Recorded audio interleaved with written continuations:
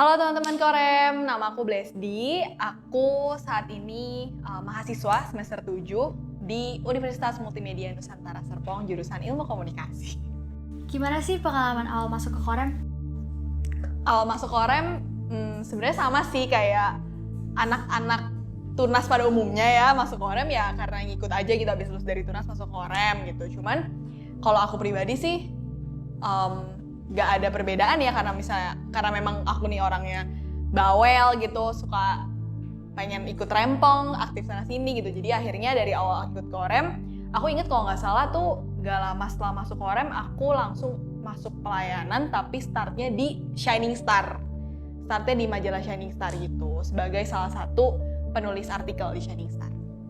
Selama melayani di Korem, apa aja suka duka dan motivasi yang kamu dapatkan?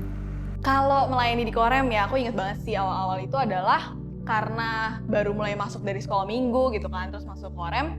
Sebenarnya itu aku inget banget nularnya itu gara-gara ngeliat anak-anak Korem yang udah duluan ada di Korem ya. Aku inget banget kakak-kakak yang sekarang ada di Pemuda, khususnya ada di Kompa, itu jadi trigger banget sih, jadi semangat banget, jadi motivasi banget. Khususnya waktu itu Citesa yang adalah ketua redaksi ESS waktu itu gitu. Jadi ngelihat semangatnya kakak-kakak yang ada di Korem tuh bikin aku jadi ikutan pengen ikut melayani juga gitu, karena ngelihat wah kayaknya asik ya gitu punya teman-teman komunitas, punya keluarga gitu di Korem yang bisa bikin kita ikut melayani bareng-bareng gitu. Jadi akhirnya dari situ aktif di SS, terus akhirnya lanjut jadi singer, jadi liturgos, apalagi khususnya setelah katekisasi ya, setelah udah mulai katekisasi, di situ baru pengen juga ikut aktif jadi liturgos dan seterusnya kayak gitu.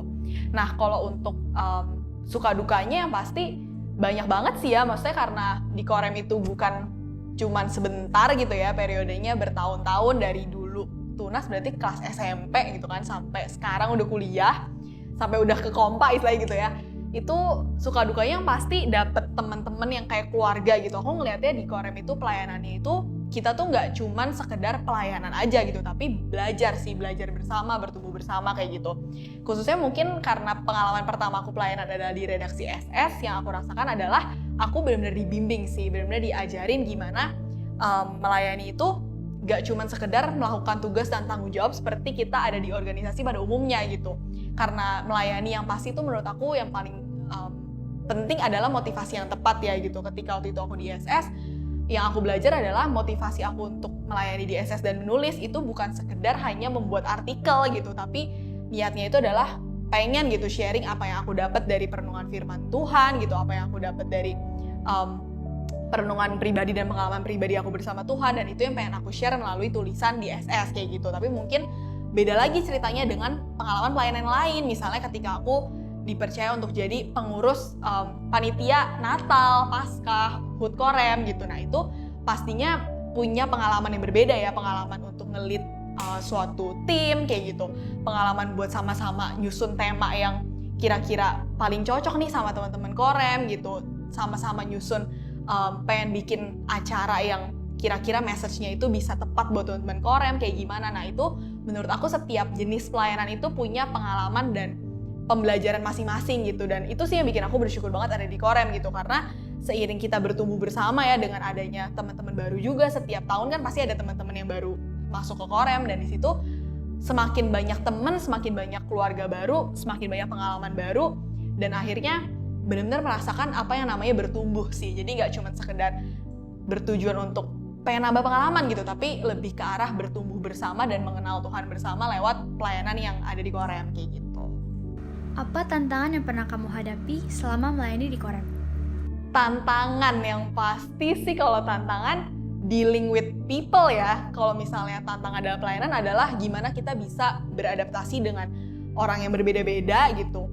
Menurutku dalam pelayanan itu bener sih gitu, nggak mungkin mulus-mulus aja gitu ya. Pasti ada hal-hal yang nggak enak juga gitu. Yang pasti gimana cara kita merespon adalah dengan kasih sih kalau menurut aku. Jadi tantangan yang ada ketika kita dapat tantangan gitu ya, bisa aja kita respon dengan kesel gitu. Kayak misalnya nih contoh ketika aku dulu dalam kepengurusan HUT Korem khususnya gitu ya, pasti adalah hal-hal tertentu yang kayaknya nggak sesuai ekspektasi kita gitu, nggak sesuai sama ekspektasi aku. Misalnya, aduh aku mau tuh kalau acara yang bagus tuh harusnya A, B, C, D, E, tapi kenapa sih tim aku tuh kayaknya nggak bisa seperti yang aku harapkan misalnya kayak gitu. Nah, mungkin kalau di organisasi pada umumnya kita bisa merespon dengan marah misalnya gitu ya, kayak kenapa sih kok kerjanya nggak bener apa-apa, tapi karena mungkin ini lingkungan pelayanan gitu ya, kita jadi diingetin gitu loh, oh apakah respon yang tepat itu dengan marah ya ketika menghadapi tantangan. Akhirnya belajar untuk merespon dengan kasih, belajar untuk sama-sama saling sharing, saling ngajarin, saling sabar gitu ketika ada teman-teman yang mungkin baru start join pelayanan di saat itu, dan belajar untuk menghargai dan embrace pertumbuhan orang lain gitu dalam pelayanan gitu. Jadi mungkin tantangannya kalau bagiku sih itu sih ya, lebih ke arah di menghadapi teman-teman sepelayanannya gitu. Tapi untuk pelayanannya sendiri sih kalau aku selama ini merasa justru lebih banyak diajarkan ya, lebih banyak bertumbuh bareng sih dibandingkan menghadapi sesuatu yang sulit atau gimana gitu. Pernah gak sih melayani di luar gereja? Dan kalau pernah, apa yang bisa kamu maknai dari pengalaman tersebut? Kalau itu pengalaman pelayanan di luar gereja sih. Jadi aku start 2018 itu sebenarnya dari 2016 mungkin ya, dari SMP SMA itu aku mulai dapet diiring sama Tuhan gitu untuk dapet passion yang baru gitu. Awalnya aku kenal itu sebagai passion ya, kayak seneng gitu kalau ke panti asuhan, kalau ke panti jompo atau pokoknya pelayanan sosial kayak gitu. Tapi sampai akhirnya ketika udah lulus SMA itu baru find out kayaknya aku punya hati buat daerah-daerah terpencil kayak gitu. Awalnya itu 2018 aku start dengan ikut kegiatan di sebuah komunitas namanya 1000 Guru.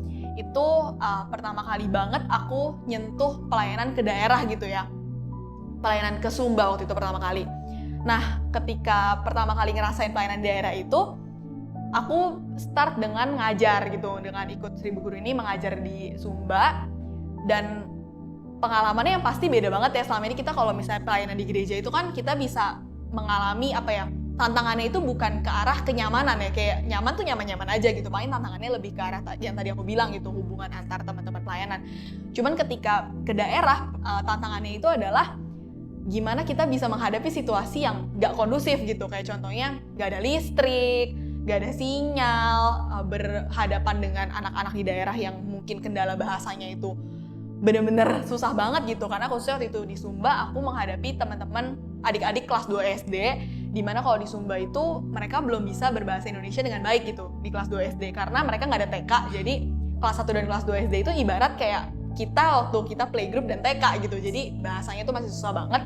Tapi di situ aku menemukan hal baru, yaitu ngelihat gimana menghargai kehidupan di mana kita ada sekarang gitu. Bukan berarti karena kita melihat kehidupan mereka lebih buruk ya, tapi sebaliknya adalah kita melihat mereka tuh di daerah dengan segala tantangan yang ada gitu, dengan sekolah yang istilahnya boro-boro gitu ya, istilahnya langit-langit kelas dan dinding yang normal gitu. Kayak kita di sini ngelihat masih dinding AC gitu ya, di sana boro-boro gitu kan, dindingnya aja masih anyaman, bolong-bolong. Ke sekolah istilahnya nggak pakai sepatu, bajunya lusuh gitu. Jadi kita ngelihat yang dulu mungkin aku punya perspektif, kasihan ya mereka gitu, ngelihat mereka dengan cara pandang mereka tuh kurang, mereka tuh kayak sedih butuh dibantu. Tapi sebenarnya aku melihat ketika pertama kali pelayanan ke Sumba itu melihat dari sisi yang berbeda gitu loh, kayak wah mereka dengan segala keterbatasan yang ada kok kayaknya punya semangat belajar lebih daripada aku gitu, atau lebih daripada kita-kita yang ada di kota gitu loh. Dan di situ aku mulai melihat kalau mereka tuh punya semangat belajar yang tinggi, tapi despite segala kekurangan yang ada di lingkungan mereka gitu loh. Nah, di pengalaman pertama itu aku benar-benar ngalamin yang namanya tersentuh banget gitu ya, ketika kita semua datang dan mereka tuh nyambut dengan benar-benar nyambut dengan penghargaan penuh gitu loh buat kita gitu. Jadi itu sih yang bikin aku terharu banget gitu, lebih daripada semuanya aku melihat gimana mereka nerima kita dengan tangan terbuka banget, welcoming banget kayak gitu. Nah, pengalaman pertama itu yang akhirnya bikin aku menyadari bahwa kayaknya aku tuh mendapatkan kebahagiaan yang penuh banget gitu ketika ke daerah-daerah. Nah, dari pengalaman pertama itu akhirnya menggiring aku ke pengalaman-pengalaman selanjutnya gitu, yang tadinya aku cuman sekedar jalan-jalan sambil ngajar gitu. Akhirnya aku pengen cobain sesuatu yang baru gitu. Akhirnya aku coba next-nya itu ke Labuan Bajo. Itu aku coba untuk benar-benar tinggal sama mereka gitu. Saya live in lah kayak yang kalian teman-teman Korem juga sempat alamin kemarin ya, homestay di Sumba. Itu benar-benar nginep, tinggal sama warganya, ngerasain gimana hidup jadi orang-orang di Labuan Bajo, ngelihat gimana mamaku di Labuan Bajo waktu itu guru gitu. Papaku petani, itu benar-benar kayak ngalamin hidup bersama mereka di sana gitu. Dan pengalamannya mungkin serupa tapi tak sama gitu ya. Kalau dulu di Sumba pengalaman itu lebih ke ngajar aja, ini tuh benar-benar ngalamin hidup di desa gitu, dan melihat bahwa ternyata terputus koneksi dari kehidupan kita yang penuh dengan digital, internet itu ternyata indah banget ya gitu. Mereka di sana tuh benar-benar bisa ngalamin namanya hidup yang masih bisa ngumpul sama teman-teman tiap sore gitu, mainnya tuh sederhana tapi bahagia gitu loh. Jadi kalau dari Labuan Bajo aku belajar ya hidup dengan kesederhanaan itu tuh ternyata indah gitu loh. Kayak kita nggak perlu berkelimpahan dan membandingkan diri kita sama orang lain gitu loh. Sometimes membandingkan diri kita dengan orang-orang yang lebih tinggi tuh melelahkan juga gitu. Ketika ngelihat mereka dengan kesederhanaan bisa bahagia, aku belajar bahwa hidup tuh nggak perlu aneh-aneh gitu. Berkecukupan aja tuh udah bisa bikin kita bersyukur kayak gitu.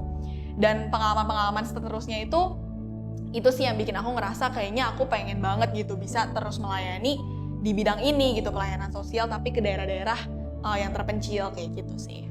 Apa hal yang kamu dapatkan dari pengalaman tersebut yang mengubah cara pandang kamu terhadap Tuhan?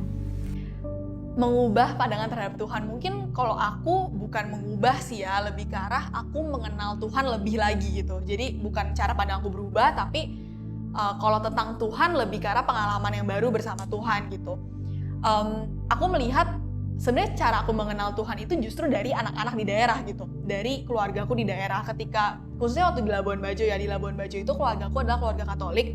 Jadi kita banyak banget ngobrol-ngobrol sama bapak di rumah dan kita banyak diskusi tentang Tuhan gitu. Dari dia aku belajar banget gimana dia bisa benar-benar menghayati kasih Tuhan buat dia gitu dari kesederhanaan yang ada gitu. Aku ingat banget gimana dia bilang dia tuh bersyukur banget gitu sama Tuhan meskipun dia tuh cuma punya motor. Aku ingat banget dia tuh petani, beliau petani dan teman-teman petani lainnya tuh ada beberapa yang mungkin udah lebih sukses yang kayak punya truk dan seterusnya gitu. Tapi dia dengan kesederhanaan dia, dengan tanah yang dia punya, dengan motor yang dia punya, dia bilang kayak Tuhan tuh baik banget gitu sama dia, bisa memberikan semua yang dia perlukan untuk bisa menjalani pekerjaan dia sebagai seorang petani meskipun mungkin bagi kita nggak seberapa gitu ya, tapi bagi dia itu udah cukup gitu. Dan hidup cukup itu menurut dia tuh udah suatu anugerah yang bisa disyukuri dari Tuhan gitu. Dan dari situ aku belajar bahwa Tuhan itu adil bukan dengan memberikan kepada semua orang hal yang sama gitu. Gak berarti kayak adil berarti semua orang itu punya tingkat kekayaan yang sama gitu. Menurut aku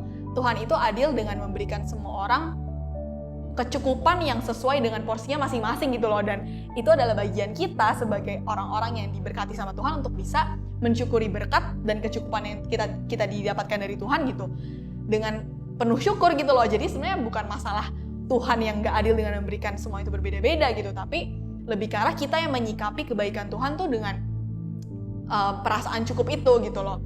Dan mungkin hal lain yang aku kenal dari Tuhan adalah dimana aku ngerasa Tuhan itu memanggil kita semua tuh untuk sebuah tugas khusus gitu ya.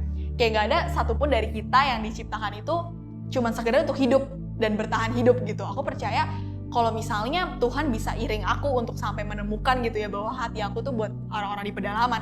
Aku percaya pasti setiap orang Tuhan ciptakan dengan panggilan yang spesifik gitu untuk memperluas kerajaan Tuhan dan yang pasti untuk bisa berhubungan dengan Tuhan dengan tempatnya masing-masing, caranya masing-masing, dan sphere of influence-nya masing-masing kayak gitu. Jadi dengan aku dibawa Tuhan untuk kenal panggilan aku, di situ aku jadi belajar dan percaya bahwa semua orang, setiap kita, bagi kita semua yang di Korem gitu, pasti diciptakan Tuhan dengan tujuan yang spesial gitu.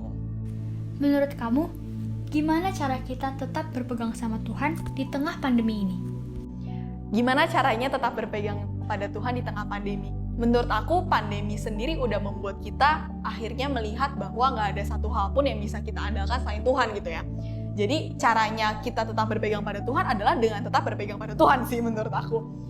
Mungkin dulu ketika kita sebelum pandemi kita merasa baik-baik saja tanpa Tuhan ya. Maksudnya dengan kita punya semuanya gitu, kita cukup-cukup aja, mungkin bisnis orang tua kita stabil-stabil aja, sekolah kita normal-normal aja, teman-teman kita masih bisa ketemu setiap hari. Kita jadi lupa bahwa kita tuh sebenarnya benar-benar cuma bisa andelin Tuhan gitu loh. Tapi kalau yang aku rasain pengalaman aku pribadi di pandemi ini, ketika akhirnya kita cuma bisa di rumah dan banyak hal yang kita nggak bisa lakukan gitu, di situ aku baru nyadar gitu loh bahwa sebenarnya hal yang paling esensial di dalam hidup kita tuh cuma Tuhan gitu loh.